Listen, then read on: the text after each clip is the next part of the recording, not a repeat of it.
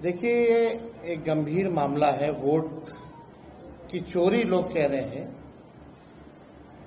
चुनाव आयोग जो है वोट की डकैती कर रहा है बीजेपी के इशारे पर।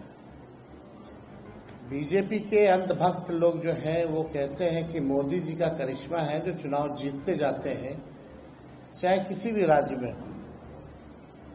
लेकिन सच्चाई ये है कि वोट की डकैती पुरजोर तरीके से हो रही है। अब जब खुलासा होने लगा है तो बीजेपी की बोलती बंद है।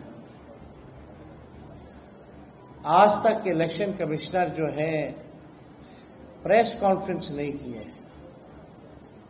आज तक ऐसा कभी नहीं हुआ।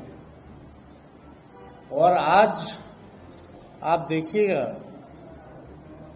कि कुछ और एसआईआर में जो प्रक्रिया में जो खामियां रही हैं उसको भी हम लोग जो है उजागर करेंगे।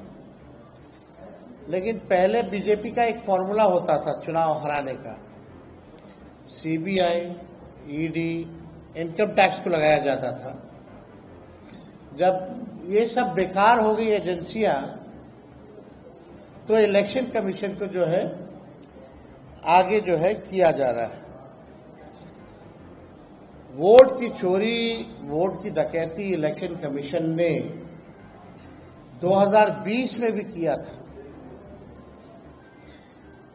हम लोगों का जो मात्र जो डिफरेंस जो था वो डिफरेंस 12,000 का था और 12,000 में हम लोगों को 10 से अधिक सीटें जो हैं हरा दी गई 2020 में। कोई 12 वोट से, कोई 50 वोट से, कोई 100 वोट से, कोई 500 वोट से। इस तरह से कई सीटें हम लोगों को हरा दी गई।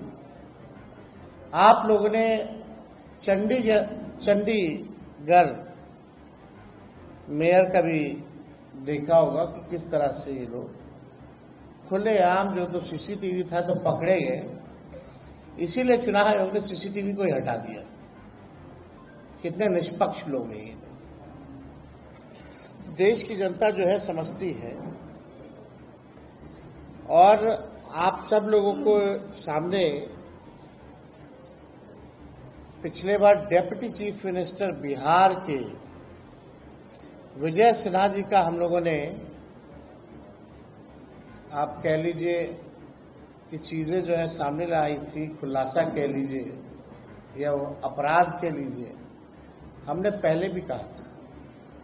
लेकिन आज हम ये कहना चाहते हैं कि चुनाव आयोग केवल भाजपा के लोगों का सहयोग कर रही है, विपक्ष के वोटों को कम कर रही है और भाजपा के जो लोग हैं उन लोगों का एक नहीं बल्कि दो ईपीआईसी नंबर, एपिक नंबर बनाया जा रहा है। अलग अलग बूथों पे भी बनाया जा रहा है, एक ही विधानसभा में। अब आपके सामने एक और खुलासा हम लोग जो है करने जा रहे हैं।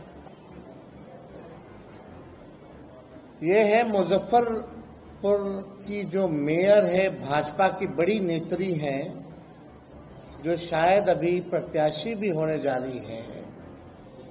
हम चाहेंगे कि अपने ऑपरेटर को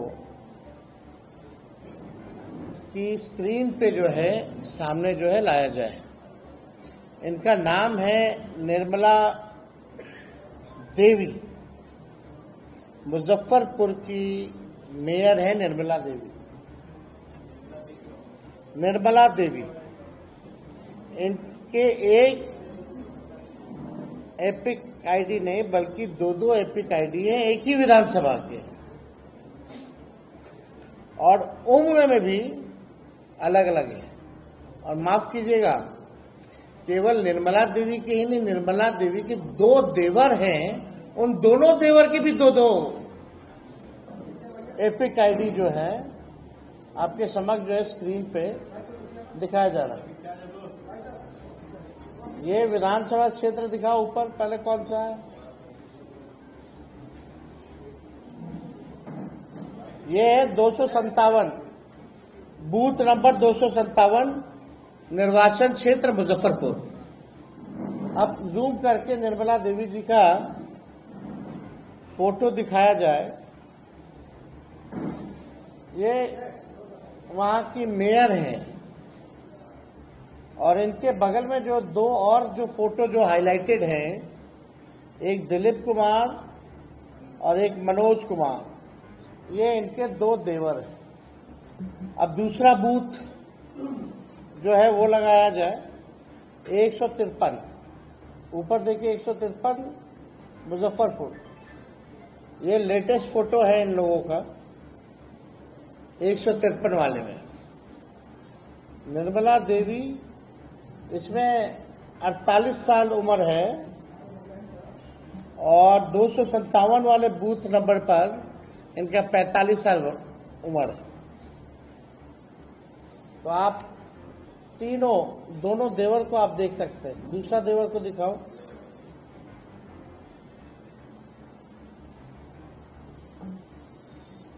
तो आप इनके पिता और ससुर का भी नाम सब कुछ देख सकते हैं। अब इसमें क्या कहा जाए, ये बहुत ही गंभीर तौर पे जो है ये प्रक्रिया जो है की जा रही है चुनाव आयोग की तरफ से।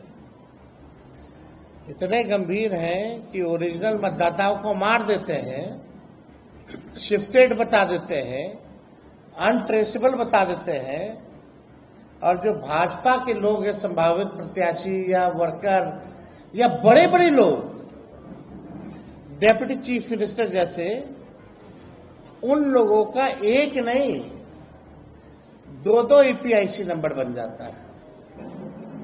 तो शुरू दिन से ही हमने ये बात कही थी, जब से एसआईआर की प्रक्रिया चल रही थी, कि साजिश की बुई नहीं बल्कि पूरा चुनाव आयोग का एक बड़ा भाजपा के साथ मिलकर के एक भारी जो है षड्यंत्र जो है रचा जा रहा है और भाजपा को मदद पहुंचाने के लिए चुनाव में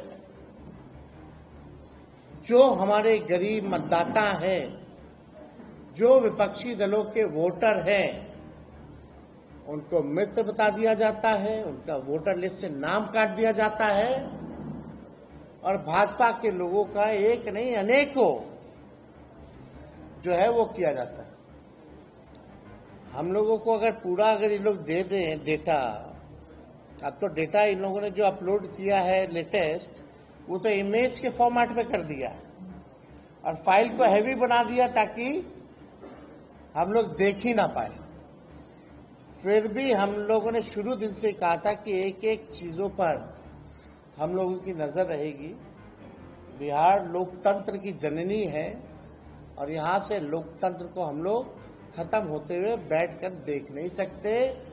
लोकतंत्र को बचाने के लिए, लोगों के अधिकार और अस्तित्व को बचाने के लिए राष्ट्रीय जनता दल महागठबंधन जो लड़ाई लड़ना पड़े, जहां लड़ना पड़े, उस लड़ाई को हम लोग लड़ेंगे और किसी भी सूरत में जो बेईमानी करने के इरादे से इलेक्शन कमीशन या भाजपा के लोग यहां आए हैं, इनकी बेईमानी को हम लोग सहेंगे नहीं बल्कि मुंहतोड़ जवाब देंगे। और एक और तरीका समझ जाइए, अब गुजरात के लोग बिहार के वोटर बन रहे हैं।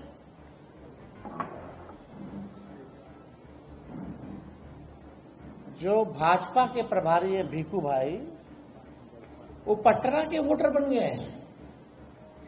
ठीक है, उन्होंने आखिरी वोट जो है गुजरात में दिया था 2024 में, लेकिन वो पटना के भी वोटर बने हुए हैं। नाम उन्होंने कटवा लिया गुजरात में, वो ठीक है, लेकिन आप समझिए कि 5 साल हुआ नहीं कि आप जगह बदल बदल के वोट दे रहे हैं। तो भीखू भाई जो है प्रभारी हैं भाजपा के, अब वो पटना के वोटर बन गए। अब पता नहीं पटना बिहार का चुनाव खत्म होगा तो फिर नाम कटवा करके कहाँ के बन जाएंगे, ये तो वही बता पाएंगे। लेकिन इन लोगों का षड्यंत्र जो है आप सब लोगों को समझना पड़ेगा कि किस हिसाब से भाजपा के लोग जो है बड़े पैमाने पे जो है बेईमानी इलेक्शन कमीशन के साथ मिलकर के ये लोग कर रहे हैं। अब जो बीजेपी की नेत्री हैं बहुत बड़ी मुजफ्फरपुर की, जो संभावित प्रत्याशी भी हैं और मेयर हैं मुजफ्फरपुर की, इनके पास 2 ईपीआईसी नंबर हैं। पहला REM 1251917। हम चाहेंगे कि जो ऑपरेटर है इलेक्शन कमीशन का जो एप्लीकेशन है उसमें दिखाएं।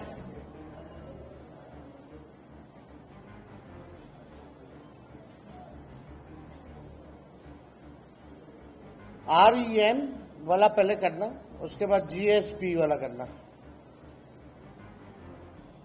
इनके एक मतलब विधानसभा में 2 अलग अलग, एक ही विधानसभा में 2 अलग अलग, ताकि कितनी गंभीरता से, यानी इन्होंने भी फॉर्म भरा होगा। मेरा तो सवाल ये है ना कि इन्होंने भी फॉर्म भरा होगा, साइन किया होगा, और साइन नहीं किया तो इलेक्शन कमीशन जो अपने से साइन करके अपलोड कर दिया होगा। तो दोषी ये हैं या तो इलेक्शन कमीशन है। तो पूरी प्रक्रिया देखिए। और विजय सिन्हा जी को जो आया है वो हमको लगता है एक ही जिला से आया है नोटिस। उनको तो दोनों जिला से आना चाहिए था नोटिस। उनका तो मामला ही अलग है। आप देख सकते हैं सामने, ये REM 1251917। जूम करो भाई, निर्मला देवी दिखाओ, निर्मला देवी, और जाइए आगे, मुजफ्फरपुर से। अब दूसरा एपिक आईडी लगाओ, GSB वाला लगाइए। 6 एपिक आईडी, उनके देवर लोग का भी चेक कर सकते हैं, लेकिन इतना टाइम आप लोग बाद में करते रहिए।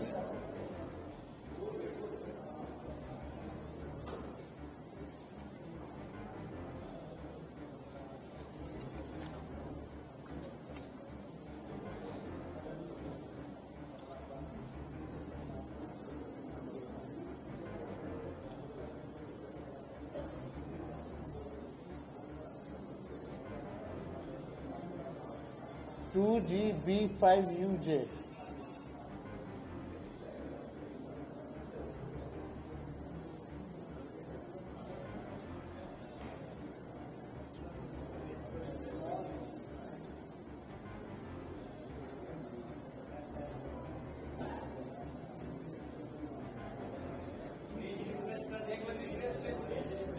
फ्लैश कर लो।